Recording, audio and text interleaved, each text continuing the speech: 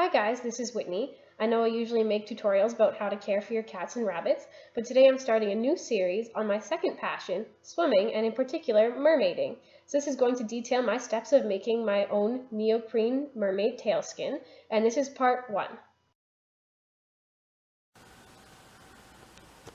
This is the fin I'm going to be using to make my neoprene tailskin. This is my orange medium adult Mahina monofin. I like this monofin more than others I've tried because it's solid rubber. A lot of other monofins are a piece of plastic covered in fabric and they tend to stretch out and they're very flexible. This one is less flexible, so it gives you a lot more power in the water, but it does give me blisters, so I have to wear socks with it. This is the fabric I'm using to make my mermaid tail. It's a neoprene that I bought at the fabric store. If you can't find neoprene in your fabric store, you might have to buy it online. This neoprene is dual colored. The white side is going to be the outside, which is going to be painted, and the inside is the black side. This fabric is 60 inches wide, and I got 2¼ meters long.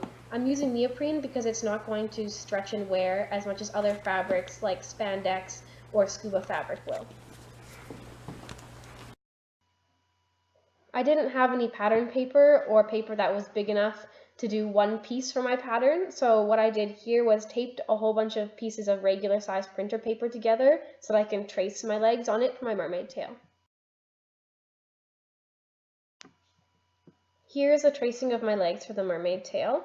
I had to do this by myself because no one was home to help me, but it's really good if you have someone to help you, so it's easier to get an accurate tracing of your legs. And here is the cutout pattern of my legs.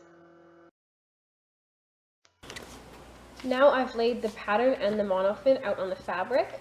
I have it weighted down with tea saucers, but you can also use coasters or anything heavy to hold the pattern down while you trace it. I don't have a lot of room on the edges because I want to make sure I can fit both patterns, but it's not going to leave me very much margin.